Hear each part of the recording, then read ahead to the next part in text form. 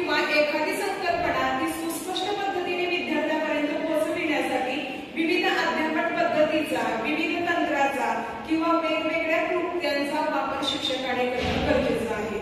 आता सर्वात प्रथम जर विचार करायचा झाला तर वेगवेगळ्या मानसतज्ञांनी असेल किंवा शिक्षण तज्ञांनी काय केलं तर काही गोष्टीवरती विचार मंथन केले, काही गोष्टीवरती संशोधन केलं, काही गोष्टीवरती त्यांनी प्रयोग केला आणि त्या प्रयोगाच्या आधारे त्यांना काही गोष्टी जाणवल्या किंवा त्याच्यातून काही त्यांना सकारात्मक निष्कर्ष आले आणि त्याच निष्कर्षाची परिणती म्हणजे काय तर अमेरिकेमध्ये या बाबीवरती संशोधन झालं आणि त्या संशोधनाच्या माध्यमातून मार्शा विन आणि ब्रूस जॉइस यांनी अध्यापन प्रतिमानाची संकल्पना संपूर्ण जगामध्ये शिक्षण प्रवाहामध्ये त्यांनी सामील केलेली आहे हे आपल्याला दिसून येतं। तर आज आपण अध्यापन प्रतिमान नेमकी संकल्पना काय आहे, अध्यापन आपल्याला माहित आहे की शिक्षकाकडे असणारी माहिती विद्यार्थ्यांपर्यंत पोहोचविणं याला आपण अध्यापन म्हणतो।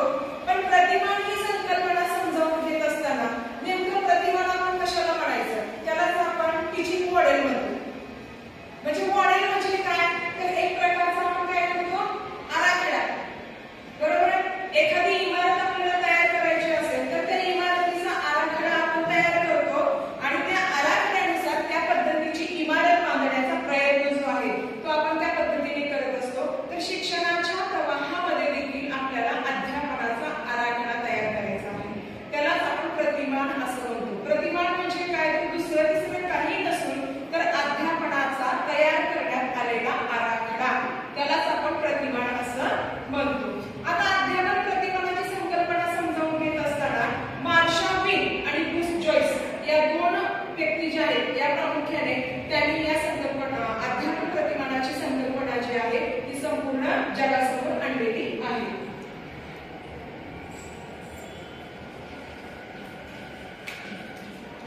मार्शा विन आणि ब्रूस जॉइस आणि ही संकल्पना सर्वप्रथम अमेरिकेमध्ये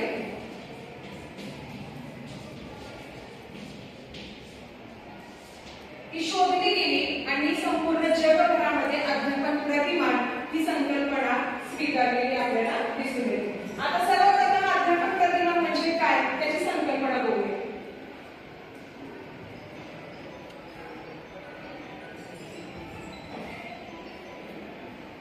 आता अध्यापन प्रतिमान संकल्पनेचा विचार करत असताना अध्यापनाचे प्रतिमान म्हणजे शिक्षक आणि विद्यार्थी यांच्यातील आंतरक्रियेसाठी पोषक वातावरण तयार करणारा आराखडा। प्रतिमानात वर्गातील वातावरण वर्गात अध्यापनासाठी कसे तयार करता येईल यासाठी करावयाच्या कृतीचा एक संच आपल्याला ठराविक प्रमाणे दिलेला आहे। आता पहिली व्याख्या जर विचारात घ्यायची असेल तर अध्यापनाचे प्रतिमान म्हणजे काय तर शिक्षक आणि विद्यार्थी यांच्यातील आंतरक्रियेसाठी आपल्याला काय करायचं आहे तर पोषक वातावरण आपल्याला या माध्यमातून तयार करायचं आहे। मग भलेही तुम्ही तुमच्या पाठ्यघटकासाठी तुमच्या आशयासाठी तुम्हाला एखादी कृती कशा पद्धतीने आयोजित करता येईल आणि ती वेगळ्या पद्धतीने विद्यार्थ्याला इन्व्हॉल्व करून आपण कशा पद्धतीने तो आशय विद्यार्थ्यांपर्यंत सहज सोप्या पद्धतीने पोहोचविता येईल याचा विचार आपण यामध्ये करणार आहोत। आणि या माध्यमातून मार्शा विन आणि ब्रूस जॉइस यांनी अध्यापन प्रतिमानाची संकल्पना मांडत असताना त्याच्याही पुढे जाऊन काही विचारवंतांनी आणखी संशोधन केले आणि वेगवेगळ्या अध्यापनाची प्रतिमाने आज आपल्याला संपूर्ण शिक्षण प्रवाहामध्ये सामील झालेली दिसून येतात। तर जवळपास 4 कुलामध्ये या संकल्पना प्राप्ती प्रतिमान असेल, पृच्छा प्रशिक्षण प्रतिमान असेल किंवा भूमिका अभिनय प्रतिमान असेल, अग्र संघटक प्रतिमान असेल, असे नवनवीन जे शब्द तुम्हाला ऐकायला मिळतात। तर हे वेगवेगळे जे प्रतिमान आहेत त्याची मांडणी आपल्याला 4 कुलामध्ये झालेली दिसून येते। म्हणजे 4 गटामध्ये या प्रतिमानाचं वर्गीकरण करण्यात आलेलं आहे आणि जवळपास 4 कुलामध्ये 24 प्रतिमानांचा समावेश केलेला आहे। यापुढे आता अध्यापन प्रतिमानाची व्याख्या या ठिकाणी सांगितलेली आहे की अध्यापनाचे प्रतिमान म्हणजे अध्यापन विषयक विचारांची पद्धती किंवा एखाद्या विचारवंताने एखाद्या शिक्षण तज्ञाने एक संशोधन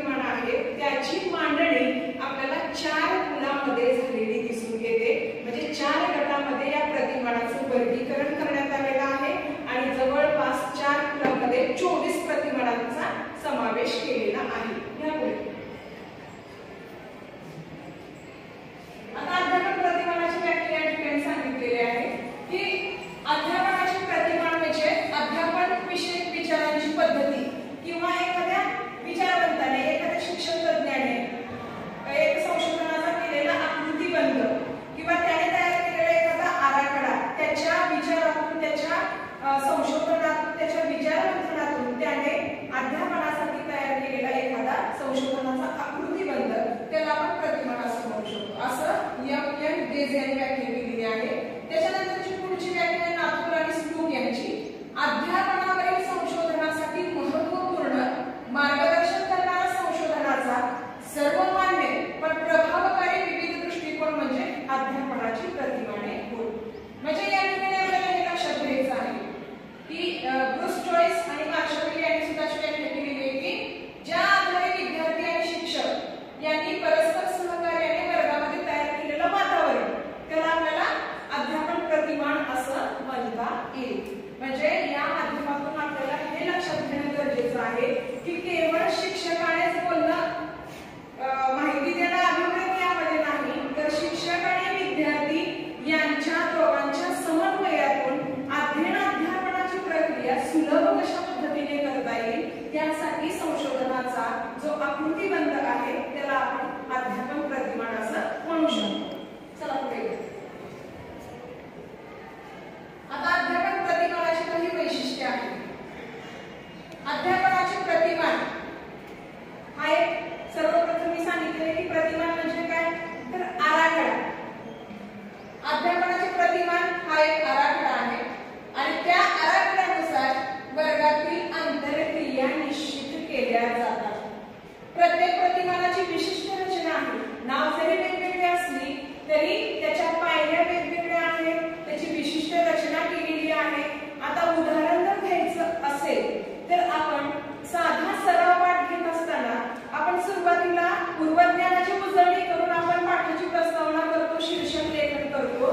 पण संकल्पना प्राप्ती प्रतिमान हे असं प्रतिमान आहे की सगळ्यात शेवटी पाठाची संकल्पना म्हणजे पाठाचं शीर्षक निघतं म्हणजे किंवा काढलं जातं. म्हणजे अशा पद्धतीने वेगळ्या पद्धतीने सुद्धा आपल्याला ही प्रतिमानं वेगवेगळी असलेल्या दिसून येतात आणि त्याची रचना जी आहे ती वेगळ्या पद्धतीने केलेली आहे. त्याच्यानंतरचं आहे वेगवेगळ्या शास्त्रातील उपपत्तीवर प्रत्येक प्रतिमान आधारित आहे. म्हणजेच काय, याला तत्वज्ञानात्मक, याला मानसशास्त्रात्मक जो आधार आहे किंवा जो बेस आहे तो बेस आपल्याला या प्रतिमानाच्या अंतर्गत असलेल्या त्याच्या रचनेवरून आपल्याला दिसून येतो. त्याच्यानंतरचा प्रत्येक प्रतिमान हे विशिष्ट उद्दिष्टावर आधारित असते. कुठलीही गोष्ट करण्यापाठीमागे काहीतरी हेतू असतो, काहीतरी उद्देश असतो. त्या पद्धतीने प्रत्येक प्रतिमानाचा उद्देश आणि हेतू हे वेगवेगळे असलेले आपल्याला दिसून येतात. त्याच्यानंतर शिक्षक आणि विद्यार्थ्यांची क्रिया जी आहे तर ती क्रिया किंवा त्याची भूमिका या ठिकाणी आपल्याला निश्चित करावी लागते.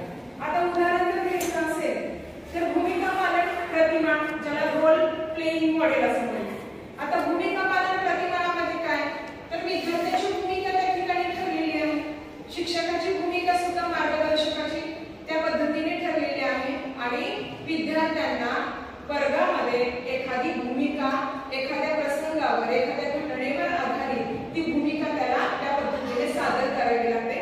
म्हणजेच विद्यार्थ्याची भूमिका ही त्या ठिकाणी त्या पात्रामध्ये त्याला ती भूमिका बजवावी लागते. त्याच्यानंतरचा शैक्षणिक साधने असेल, अध्यापन कौशल्य वापरण्याची योजना जी आहे तर ती त्यामध्ये स्पष्ट असते किंवा प्रतिमानामध्ये लवचिकता असते. अध्ययन निष्पत्तीविषयी स्पष्टता असते.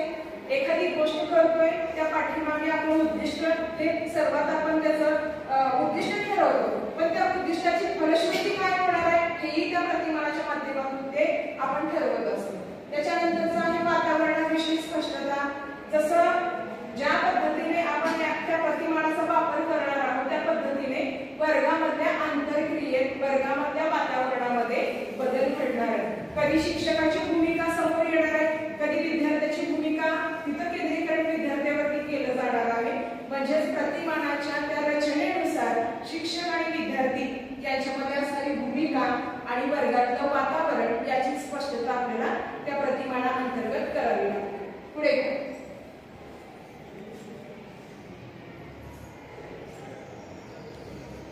आता अध्यापन प्रतिमानाचं कार्य काय तर मार्गदर्शन करणे, अभ्यासक्रमाचा विकास. तो जसं आपण म्हटलेलं आहे की अध्यापन प्रतिमान ही संकल्पना काय सांगते तर संशोधनाचा एक आकृतीबंध, संशोधनाचा एक आराखडा म्हणजे अध्यापन प्रतिमान आहे. मग हे संशोधन